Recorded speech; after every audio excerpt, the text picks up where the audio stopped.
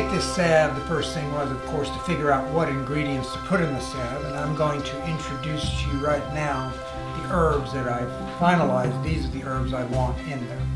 The first herb is a Symphytum, Comfrey officinalis. You can see its tops, they're really green, they're real fuzzy. This is one of the only vegetables with B12 in it. How interesting is that? The roots is the part I use. And the roots have a substance in them called allantoin. The important thing about allantoin, it is a proven cell proliferant. It speeds the healing tide of epithelial cells. Well, that's exactly what you want in a salve. So I knew right away this herb had to be in that salve. Being an herb, and I make a salve out of dried herbs rather than fresh herbs, the less amount of water in there, the better. So all our herbs are dried to put in that. There is probably about 6 pounds of this in that formula. That was herb number 1. Herb number 2, hydrastis. This is Goldenseal. This is the keynote herb of the Appalachian Mountains. It is antibacterial. Any place that there is mucous membrane affected, this will help heal. Well, of course, this is an herb, again, I'll want in the salve. Again, the part of the herb I want of this is the roots. And right there, you can see how Goldenseal, that's why it got its name. Hydrastis canadensis from the north, from Canada. This is an amazing herb because it only occurs in the United States up into Canada, not that much, but we have a plant that the world knows about, specific to our area, and can do a tremendous amount of good things for the human body. This is real interesting. This root is now setting up a root bud. There it is, right there. That will be a sprout from this year, or I can take this root, divide it, use this part of root for medicine, and plant this back. Very important for propagation of this plant. So I haven't used the whole plant, but I've always planted some back. And all of our medicinal roots in the woods, when we gather herbs, it's not just a gathering process, it also becomes a planting process. We're trying to plant it back. It's a circle of life. You never take everything, you always leave something back. And we do all of that here. Goldenseal. Mucous membranes, antibacterial, antiviral, just amazing things, and a dye. Certainly was a dye for the First Nations peoples. Herb 2. Herb 3. Calendula pot marigolds.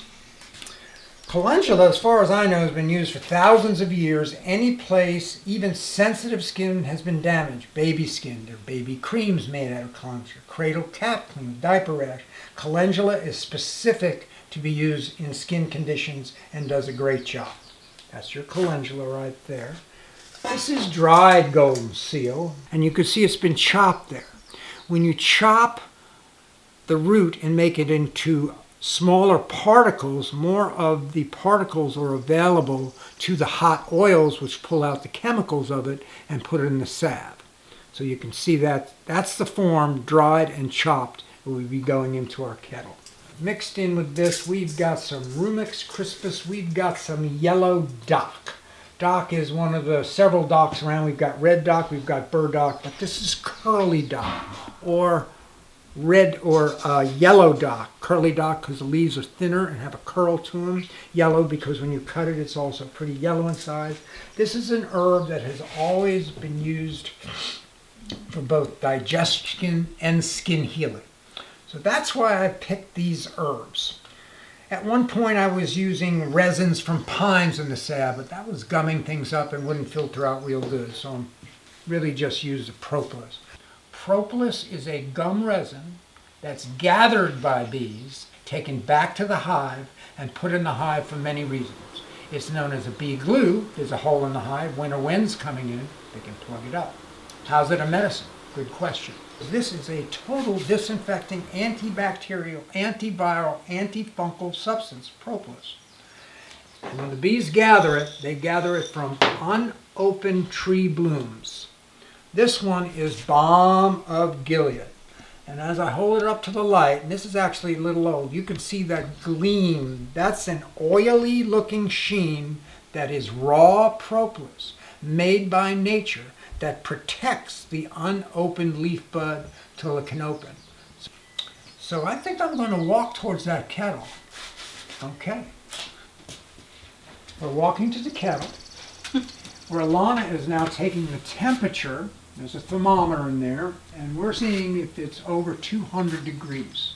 Propolis being a gum resin, if it was 150 degrees, once the propolis hit, even in a powder form, it wouldn't melt.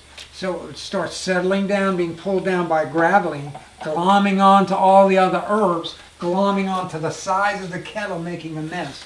And I made that mistake a couple times till my brain finally went, no, it's got to be hot, and that's what I figured out. So I'm grabbing a little bit of the powdered propolis and putting it very thinly on the top. I can smell that aroma now from the propolis being volatilized. Now I'm going to put this in back. And I'm going to grab my stirrer and start knocking it down.